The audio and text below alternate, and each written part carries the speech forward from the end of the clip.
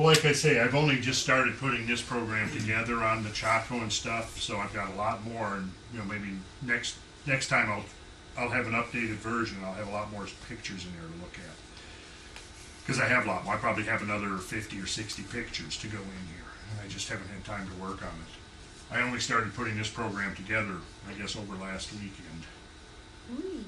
So. How many people would probably have been? Well, I mean, based upon the estimates of the amount of labor, I mean, it would have been tens of thousands of people involved in the construction of all of this stuff. Tens of thousands, maybe hundreds of thousands. Because, you got to figure that for every one person working, there's got to be 2 or 3 people, supplementing with food and clothes and stuff. I mean, all the necessities have to be provided, in order for there to be a group that's busy building, and you have to support this huge labor force. So you had the quarrying of the stone, the moving of the stone, the assembly of the stone. You had astronomers there laying the whole thing out, people who were extremely well versed in astronomy. Then you had a huge number of laborers who had to go and fell the trees and prepare the logs and haul them the hundreds of miles back to where they were used. I mean, it was a major undertaking. How would they fell the trees? Did they have metal saws? I don't know. I have an outside bizarre question. Not that I've never done this before. An outside bizarre question. Yeah. Okay. At some point, are we going to return or revisit that Hermetic cross in France? Oh, absolutely. Absolutely we are. Is that like in the foreseeable future? Oh, no, that's interesting. I'll try you another chocolate for that. Oh, stop. I don't have a hard I'm not copy giving of you it. stuff in again. You gotta get stuff from me then. Why don't you just take emails? That's interesting. That's great. Why don't I get with the 21st century? Is that what you're saying? Randy, when you got all this technology here. I know what. I'm doing good to have all of this. And question, with all these different disciplines, the 3 major ones that we're looking at, I'm assuming that there's an immense amount of crossover information. The same information in like the Essenes versus a Dionysus artificial. Oh, yeah. I mean, it's almost the same thing, just maybe in different words, or probably even the same words. Mm-hmm. Well, hopefully by now you've gotten this much of it. That there have probably been civilizations, extremely sophisticated, scientifically advanced, perhaps very different from our own today, but that have existed on this planet probably going back to 100 to 200,000 years. But in the interim, there have been, as you can see, the whole point of this handout that I've given you is every event that's listed on there is an event whose consequences were almost certainly global in scale, and would therefore have the power to affect civilization to the point that here's the criteria I use for establishing each one of those events. I looked for events whose magnitude was so great that were it occurred now, it would probably end civilization as we know it. Were they all extraterrestrial, these events, do you think? I don't know. I would guess that at least some of them were. 80%? I would guess at least half. 50. Okay. In that chart, after the meteorism, it comes the Zoroastrianism. Where is the Zoroastrianism? Well, see, this is why I haven't given it out yet, because I haven't gotten everybody on there. Well, Let's see. Ah. Here's another version of it, which is a different version, tracing a different line of succession. It's a very complicated business, tracing the transmission of the mysteries through the centuries, because there are so many bifurcations and convergences and splits again that it's very difficult to sort out. And I actually, at some point, you're right, I don't have the Zoroastrians up here. Is that what you just asked me? That's right. Yeah. And also, will you please go back to that one? Oh, okay. The Sufism that you have written over there after the Islam actually belongs to the Islam. Zoroastrianism. I know. And it Yes. started from there. Yes, and in fact, if I was going to add Zoroastrianism, I would probably add it as a parallel to the Sufis. That's right, after the meteorism. Yes. Yes. But as I started doing this, I got into it and realized it was a lot more complex than I had imagined at the outset. And realized, you know what, to really effectively do this chart, I would have to spend at least the next 10 years just researching that chart. So, Jerry, I think that would be a good assignment for you to take on in your spare time. Keep you occupied. I am occupied. Oh. Let's see, what have we got here? Ah, yes, this is a good one. See, now, with what we've learned, hopefully, you're getting this. There have been catastrophes. The catastrophes have been very real. They're nothing that's just some kind of wacko New Age speculation, but have been scientifically confirmed over and over again. Secondly, the possibility that there have existed advanced, scientifically sophisticated cultures on this planet who have been completely lost to history. The reason they've been completely lost, we now know, obviously, is because we, even 20 or 30 years ago, did not appreciate the magnitude of these catastrophes that have constantly reoccurred throughout the last couple 100,000 years that we humans have been occupying this planet. So, as a result of these constant repeated catastrophes, going back, like in this one here, you've got these Heinrich events, which each one of those represents the onset or the termination of an ice age. Well, the onset and termination of an ice age, as we now know, involves temperature changes of up to 7 to 10 degrees Celsius, which is 15 to 18 degrees Fahrenheit in less than a decade. Well, I can guarantee you that if we underwent a climate change of 8 to 10 degrees centigrade in the next 10 years, it would essentially eliminate what we think of as modern civilization. I mean, our whole infrastructure would collapse. We would not be able to keep it. It would create so much confusion and consternation and social dislocation that essentially this whole network, this interrelated network that we've created that's now linking the whole planet, would essentially be rendered extinct. People would still exist. People would go on. But we wouldn't be living in an advanced culture, because the advanced culture is totally dependent upon a stable climate. You take the stable climate away and the agricultural infrastructure collapses, all the rest of it goes with it. So we know scientifically now why there could have been scientifically sophisticated cultures that have been lost. Okay, now as a corollary of that, there have been, shall we say, esoteric orders or brotherhoods or mystical organizations, however you want to think of them, whose main purpose has been to preserve and transmit these traditions of this lost knowledge. Not only the knowledge, the scientific knowledge that was within the purview of these cultures, but also the knowledge of the great cycles and the great events that have caused the termination of these cultures. In other words, here they are preserving this body of lost knowledge. Well, part of it is, why is the knowledge, or how did the knowledge become lost in the first place? Don't you think that some of these civilizations are smarter in a lot of ways than we are, even scientifically? I mean, oh yes, really, and because in Elizabeth, the proof of that is that we're here. We have not become an extinct species. The reason we haven't become an extinct species is because we humans have intelligence, we have foresight, and with all of the, when you start looking at all of the traditional accounts of these great events, if we turn to the most familiar one, the Judeo-Christian tradition, it's the same as what you find the world over. You have one man or family or one group that is singled out, and for whatever reason and by whatever source, they have access to knowledge that somebody else doesn't have. They have access to this certainty that something is going to happen, and the rest of humanity either doesn't have the knowledge or they don't care.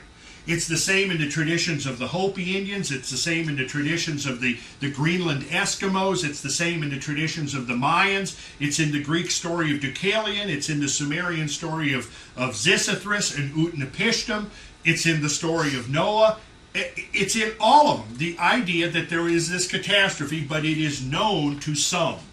And because that group, that favored group or those favored individuals know what's happening, what's coming down, they are able to essentially bridge the gap between one world age and the next world age.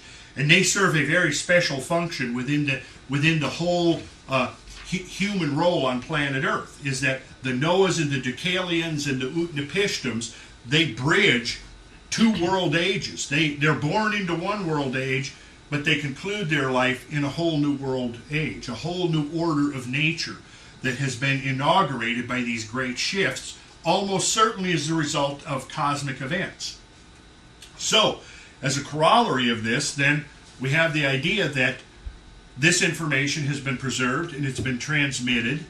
Much of it has been lost due to neglect or through deliberate suppression or just through the vagaries of time, but a lot of it is being rediscovered, and the gaps of the ancient knowledge are being filled in by modern scientific discoveries, verifying that, yeah, floods on a biblical scale have actually happened. Not that the whole world has been uniformly covered in water, but floods on a scale such that the survivors could easily conclude, yeah, the whole world got wiped out. The whole world got wiped out. Their whole world got wiped out, but obviously there were places of refuge, and that's another part of the traditional knowledge that's handed down, is this knowledge of the places of refuge. And there were places of refuge, and science is confirming that there were places of refuge on the planet. Places where you would have probably wanted to be during the last transition between the world ages. And that is where you can see the great animals have survived. The great Pleistocene megamammals, where did they survive? In sub-Saharan Africa. You know, in the eastern highlands of Africa. Would have been a place where somewhere within there was a refugium, to use the ecological term. A place where species could survive and then recolonize or repopulate the vast ecosystems that had essentially been depauperated by these events. On a small scale, we saw the same thing happen in after the aftermath of Mount St. Helens, with the complete decimation of several hundred square miles, and then the recovery of that area by the first incursions of these colonial plants, which were mainly ferns. Biologists refer to Lazarus taxa. Taxa being the taxonomic category of a group is like the species or the family or the genus. But a Lazarus taxa is essentially a taxa that appears to disappear from the fossil record, but then it shows up again. The reason it disappears is because most likely most of the individual members of that species were wiped out, but somewhere a few of them survived. So if you were in the right place, you probably would see a continuity in the fossil record, but over most of the areas, there's a break in the fossil record, and then after that break, some of the species that were there before the transition come back again, and they are referred to as Lazarus taxa, after, of course, the biblical story of Lazarus being raised from the dead. One of the big things I've been reading here lately is the thing at Chernobyl. All that area over there, Chernobyl, was basically wiped out. All the life now there's new animals coming in there, there's new plants coming in that have the ability to survive in that real high radiation situation, and they're becoming prolific. So they have adapted. They've adapted to that, and they say it'll be probably 10,000 years before humans can live in there, but animals been able to do it in less than 20 years. Mm-hmm. Ancient traditions, and I'm assuming we're talking somewhat also about the Masons that hold a lot of the information. Now, if we look at Washington and look how it was built, obviously there's a great influence from the Masons. So with our government, I would assume they have the knowledge too. I tell you, okay, Paul, what you're bringing up is a question I wrestle with. I go back and forth thinking somebody somewhere, if me, a guy, of course, I'm an obsessive, dedicated researcher, and I've been doing this for 3.5 decades. Okay, so I've put 2 and 2 together. Now the question is, and I've gone into masonry. I've been a mason almost 30 years. So having probed into the mysteries of masonry, what I've convinced myself of is that even though that knowledge is there, I haven't met anybody yet who's figured it out. But what they say about the whole way Hermetic traditions work is that there's the secret has layers. And in order to penetrate, you can't get to the inner layers until you've penetrated through the outer layers. And each layer provides the protection for the next layer. And you got to get through that layer to get to the next layer. But when you get to that second or third or fourth layer, there is something there to confirm that that is in fact the next level of the secret. That's how the whole thing, the whole structure is put together. All right, here is a Masonic image that is shown. This is typically an image that's shown on a Masonic carpet. And I've given lectures on this to a lot of Masons who probably would be less able to recognize the message there than you guys in this room. But if you look at it, all of the symbols are there. I've shown this to you before. Again, what is the broken pillar? Broken civilization. Yes, that's the world order that has fallen into chaos or rubble. What is the acacia plant that she holds in her hand? Regeneration. The symbol of regeneration, yes. The symbol of resurrection. The symbol of coming back after.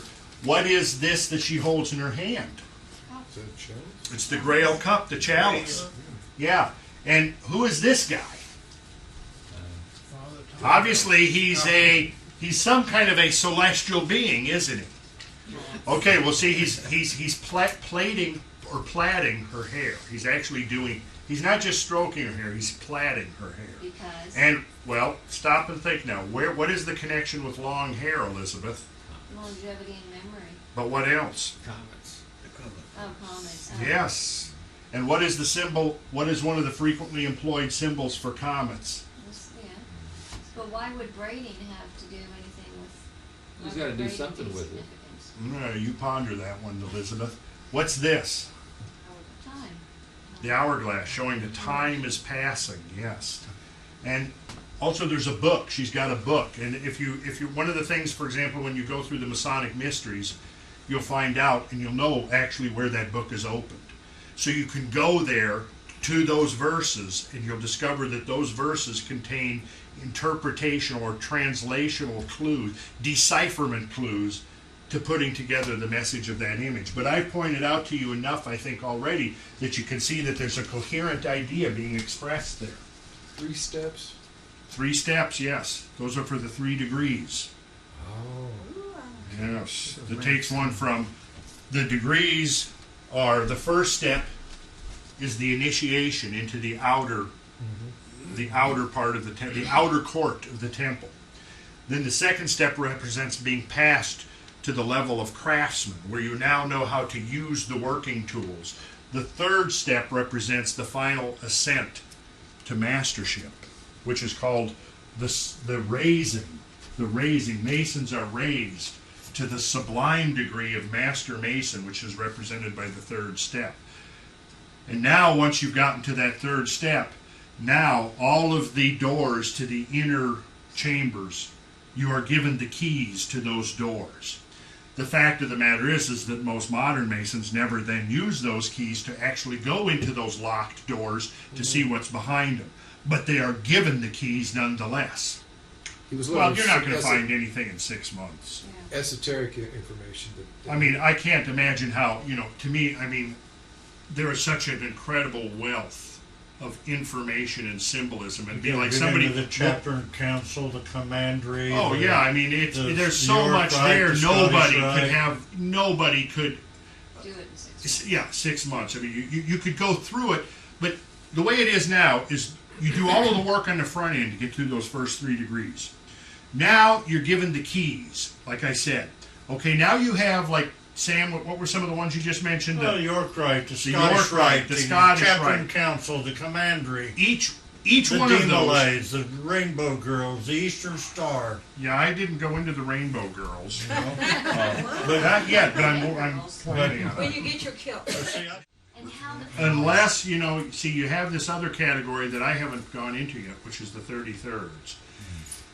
Someday, hopefully, I'll get to that rank. And then, but see, now the 33rd degree is the only one that is not volition. It's by invitation only. That's right. So you can go up through all of the degrees of the York Rite or the 32 degrees of the Scottish Rite, and that's of your own volition. right.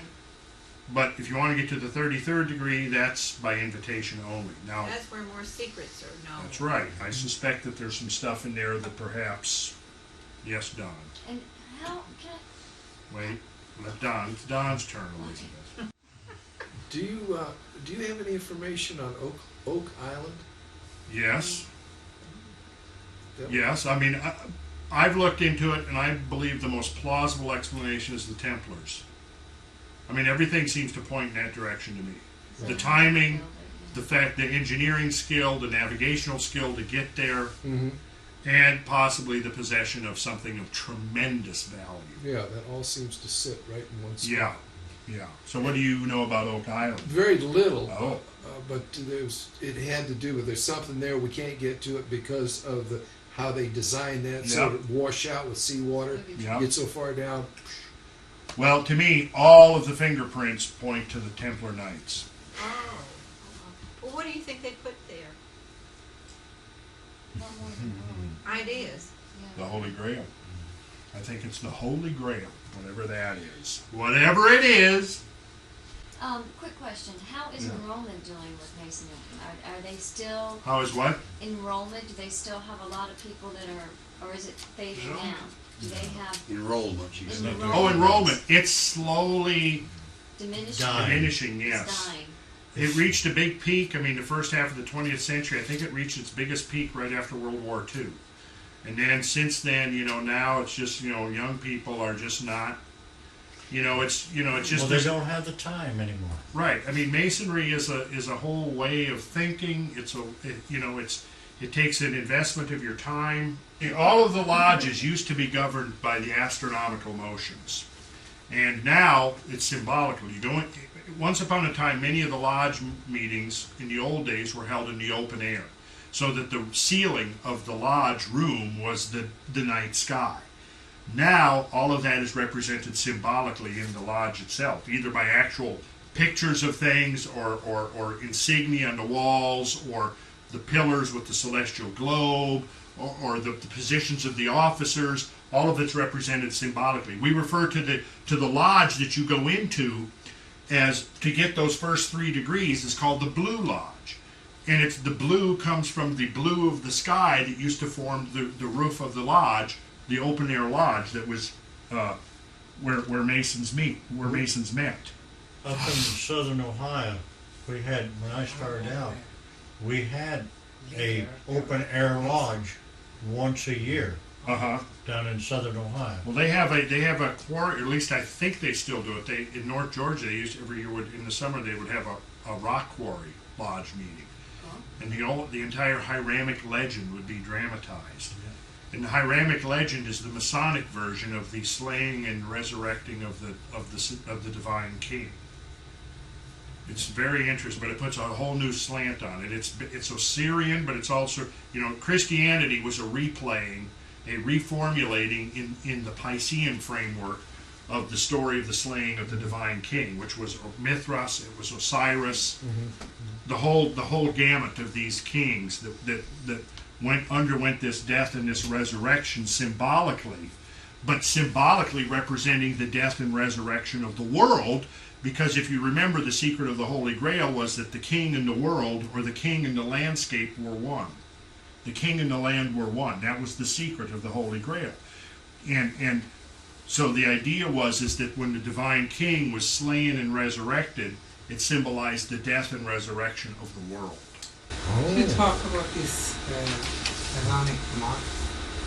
Yeah, that's a Masonic marker that would be typically one of the things you might see on a Masonic grave, with the representation of the temple and the 2 pillars with the terrestrial and the celestial globe, which is the whole basis of the Masonic work, which is the integration of those two great domains, the domain of the earth and the domain of the cosmos. That's the two pillars. And the flowers up in the 33, number 30? Like That's the winged globe up at Yeah. the top. Never mind. That's the symbol of from ancient Egypt. Yeah. This is the Royal Ark Mariner jewel, one of the important older degrees of Freemasonry. And notice that she's got, the dove has an olive branch, which is also a symbol of resurrection, life returning to a decimated world. It has the same meaning as the acacia does. I think that's the 18th degree. I think that's right, the 18th degree. I believe it is. But you see what it is this is the jewel, and it actually, there's Noah's Ark riding the waters of the flood, and Noah's Ark is the repository of the ancient knowledge, the ancient tradition, the ancient science being carried over the waters of the flood from the former world age to this world age. And according to Masonic legend, Noah was actually considered to be one of the founders of Masonry, that one of the first things he did upon reaching dry land again was to reestablish the mysteries. Praise. And that's what this jewel recognizes here. Yeah, this is some good stuff. Have we looked at this at all? Not that one. Now, that one. Ooh.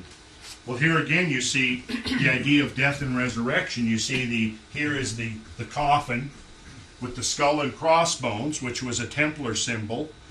And of course later became the symbol of the Corsairs. And then you see the sprig of acacia, again referring to the resurrection of life after the destruction, after death, after the universal death.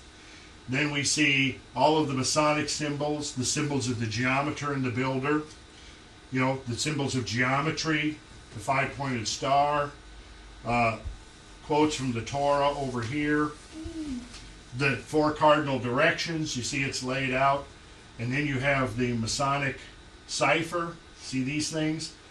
Those are words written in, well, let's see, this is Hebrew here, but then this is the Masonic cipher right there. So that's words written in Masonic cipher. What does that mean? Bring it to a close. I better not. Oh, come on. 33. I better not Was say that it. high? At the bottom, just above that handle. That little- That's the Hebrew letter Oh. Hey, Aleph, Bet, Gimel, Dalet, Hey, the fifth letter of the Hebrew alphabet. Okay.